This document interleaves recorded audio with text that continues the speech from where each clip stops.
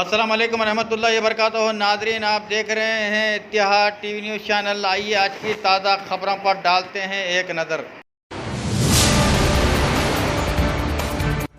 Corona virus की वबा से महफूज रहना है तो घर में रहना ज़रूरी है और पुलिस भी ज़मन में सख्ती कर रही है। लेकिन अगर कोई गरीब आदमी गैस सिलेंडर लेकर गैस भराने के लिए घर से बाहर निकलता है तो पुलिस का भी फरीज़ा है कि इंसानियत का मुजाहरा करे।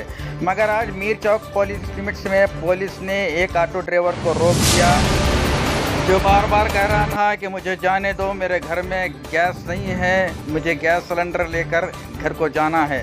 लेकिन पुलिस ने उसकी एक नहीं सुनी।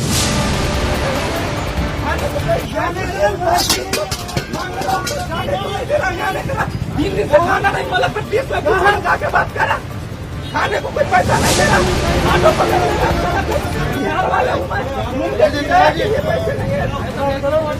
गाय को बोल दिया तो तुम डंडा से मार रहे हैं, डंडा से गाय को मार रहे हैं। मैं बोला कि गाड़ी की चाबी दे, उधर से मार रहा है, किधर से गाय को मारते तुम। मैं गलती कर मेरी कार फोड़ा लगना करके नहीं मारे आप, नहीं मारो ना। एक घंटे से पुलिस कर रहा हूँ मैं, गैस चाहिए, मुझे गैस लेना है। तुम लोग जैसे यहाँ पे नहीं कार फोड़ तो कार मराने को क्या तरीका है? मैं कस्टमर लेके जा, तुम मारो मेरे को। कस्टमर लेके जा, तुम मारो तो क्या देखो, कस्टमर लेके कैसा? मैं गैस भराने को आया, गैस भराने को आया। मलकपेट भी बोला जाओ बोल के,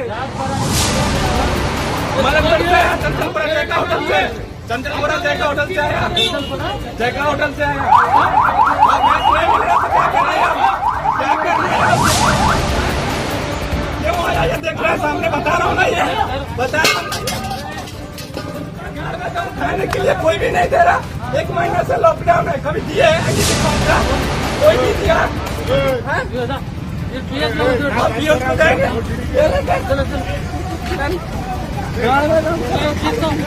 चलो पीओ ऑटो भी